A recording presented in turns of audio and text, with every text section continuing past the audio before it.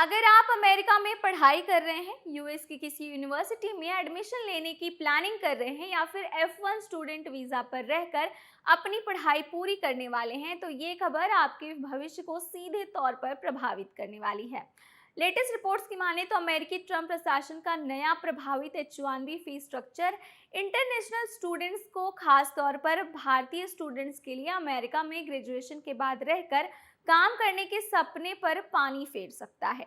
America के department of homeland security यानी DHS का एक नया नियम लाने जा रहा है, जिसमें H1B वीजा पिटीशन की फी बढ़कर $1 लाख यानी लगभग 86 लाख रुपए से ज्यादा की जा सकती है। आज के इस एक्सप्लेनर वीडियो में हम बारीकी से समझेंगे कि इस फीस बढ़ोतरी का इंडियन स्टूडेंट पर क्या असर पड़ेगा, STEM OPT प्रोग्राम पर इसका क्या खतरा है, अमेरिकी यूनिवर्सिटीज पर इसका क्या प्रभाव होगा, और अगर आप एक स्टूडेंट हैं तो आगे आपके पास क्या ऑप्शंस बचते हैं। हाय, मेरा नाम है दामिनी सिंह और आप देख रहे हैं NBT टेक एड। सबसे पहले इस पूरे मामले के बैकग्राउंड को समझते हैं। अमेरिका में हर साल इंटरनेशनल स्टूडेंट्स अपनी हायर स्टडीज के लिए जाते हैं। इनमें सबसे बड़ी संख्या में इंडियन स्टूडेंट्स होते हैं। आमतौर पर पढ़ाई पूरी करने के बाद स्टूडेंट्स F1 वीजा के तहत मिलने वाले OPT यानी ऑप्शनल प्रैक्टिकल ट्रेनिंग और STEM OPT के जरिए 1 से 3 साल के लिए अमेरिका में काम करने के लिए कानूनी अनुमति पा जाते हैं। इस दौरान उनका मुख्य उद्देश्य होता है किसी अमेरिकी कंपनी में नौकरी हासिल करना, जो उन्हें H1B वीजा के लिए स्पॉन्सर कर सके। H1B वीजा मिलने के बाद कई स्टूडेंट्स एक फुल और फाइनल वर्कर के रूप में अमेरिका में लंबे समय तक रह पाता है। लेकिन DHS का नया प्रस्ताव इस पूरे ट्रांसफर प्रोसेस को बेहद खर्चीला और नामुमकिन सा बनाने की कोशिश कर रहा है।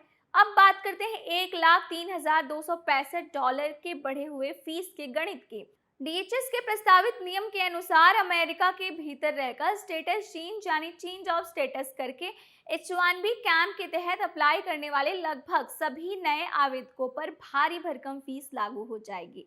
इसका सीधा मतलब ये हुआ कि जब कोई इंटरनेशनल स्टूडेंट OPT या STEM OPT पर काम कर रहा होगा, तो उसकी कंपनी उसके लिए H1B की लॉटरी में नाम आने के बाद पिटीशन फाइल करेगी, तो उस कंपनी के बेस पे फीस के अलावा $1 लाख से ज्यादा की ये एडिशनल सप्लीमेंट फीस चुकानी होगी।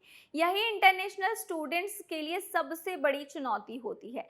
और अब कोई भी अमेरिकी एम्प्लॉयर, खास करके मिड साइज कंपनियां या टेक न्यूकमर्स, किसी फ्रेश ग्रेजुएट या एंट्री लेवल वर्कर को हायर करने के लिए 86 से 88 लाख रुपए का एक्स्ट्रा फीस नहीं खर्चा करना चाहती। अगर एम्प्लॉयर को फ्रेश ग्रेजुएट के लिए इतनी बड़ी रकम देनी पड़े, तो विदेश में स्टूडेंट्स को नौकरी देने के बजाय अमेरिकी नागरिकों या ग्रीन कार्ड धारकों की प्राथमिकता देंगे।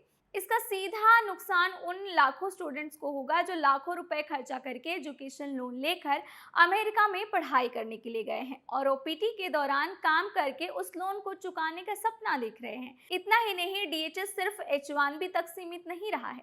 प्रशासन F1 वीजा धारकों के लिए पोस्ट ग्रेजुएट वर्क प्रोग्राम यानी OPT पर अतिरिक्त $1 लाख की फी लगाने या उसमें बड़े बदलाव करने का विकल्प पे विचार कर रही है। अगर OPT के स्तर पर ऐसे ही पाबंदियां या फीस लगा दी जाती है, तो इंटरनेशनल स्टूडेंट्स के लिए ग्रेजुएशन के बाद अमेरिकी जॉब मार्केट में एंट्री पाना लगभग असंभव हो जाएगा।